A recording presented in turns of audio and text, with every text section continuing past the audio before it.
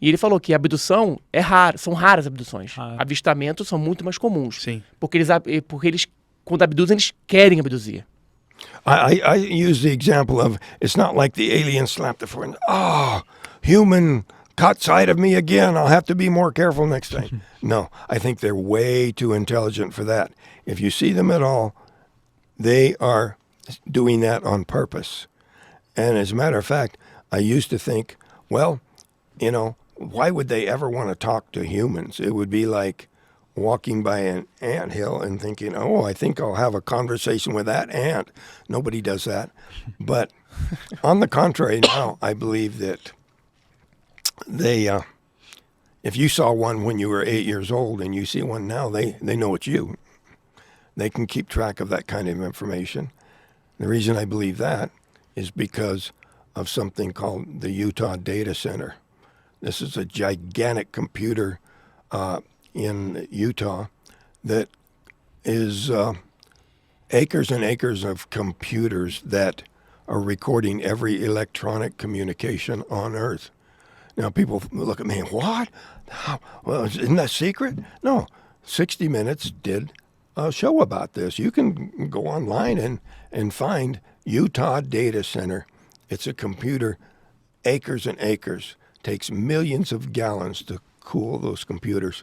If humans can do that, surely the aliens can keep track of things, probably in their own head.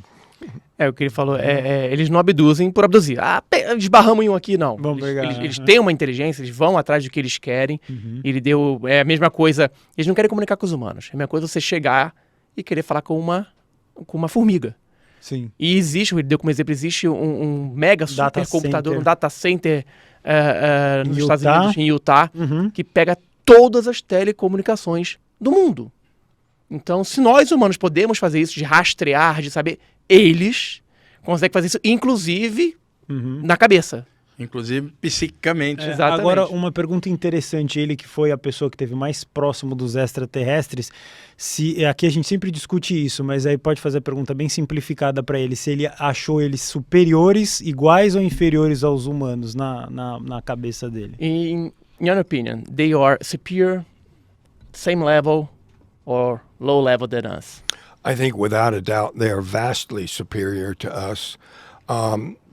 Virtually everything technological that we have is just a few hundred years old. A few hundred years ago, the most technological thing we had was fire.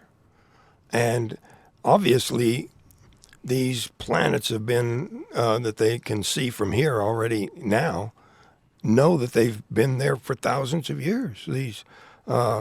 They could literally be hundreds of thousands of years ahead of us. Look how far we came in a few hundred years.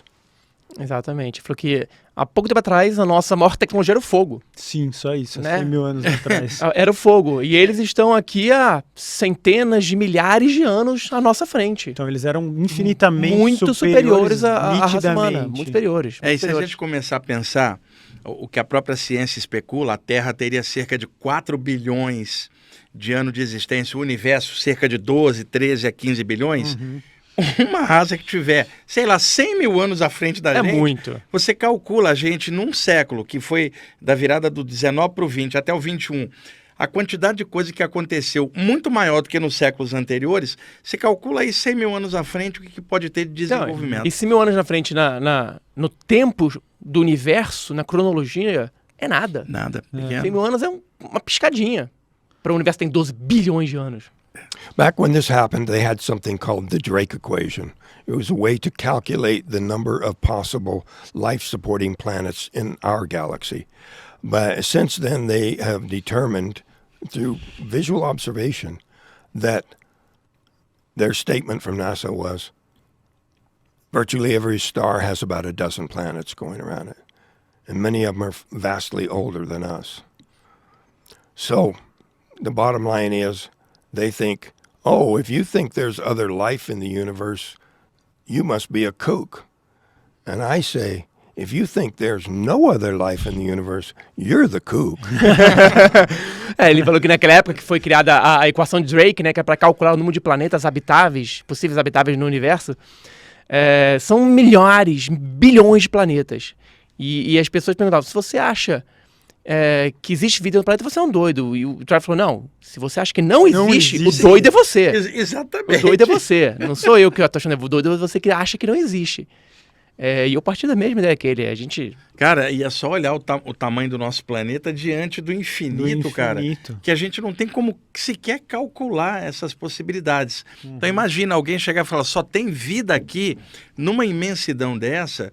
E mesmo a pessoa mais cética, ela poderia falar, pô, eu acho que pode não ter tido um contato aqui, mas que é possível que haja. Mas tem gente que usa o ceticismo não de forma saudável, porque tem que questionar as coisas, mas usa o ceticismo como se fosse uma religião. Se é que eu posso dizer assim, não tem e não tem. Exatamente. Aí Exatamente. É o radicalismo. É radicalismo. Vou perguntar para ele... Mais uma que posso? Pode, claro. Ele falou que os nórdicos, os humanos, usavam helmets, usavam capacete, mas que os Greys não.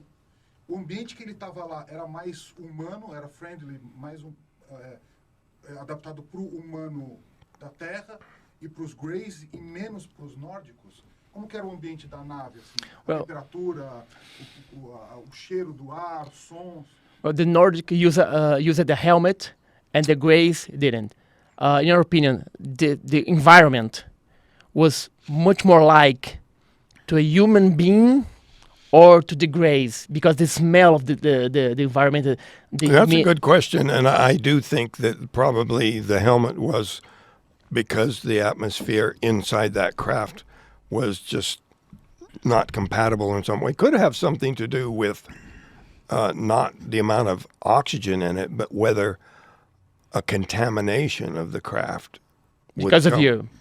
Because of the other human being, either one. Mm-hmm. So the helmet caused me some worry. Could I have acquired something dangerous by being in there with no helmet?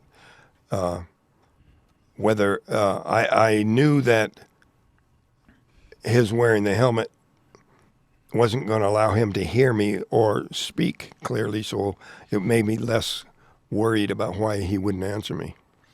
Ele falou que o capacete pode ser porque realmente o oxigênio, o ambiente não tinha muito oxigênio, e ele ficou preocupado porque, pô, o cara que parece que me usa capacete eu não uso, dancei. E o Gray não usa, então dancei. Então foi esse pensamento que ele teve no momento. And did you felt some smell, a different smell in a place? It was very humid. I felt like I was suffocating, but I don't know whether that was because there wasn't enough oxygen in there or because of some injury of that blast of energy hitting my chest. But there's no smell like an odor or something like that? No, not that I could identify, but I have had a kind of a lowering of my sense of smell. Ele realmente não tinha um cheiro específico, não tinha cheiro nenhum. Estava realmente com falta de oxigênio, mas ele não sabe se foi pela pancada no peito. Você toma uma pancada no peito, você perde o ar, né? Ou se foi realmente porque o ar era bem rarefeito.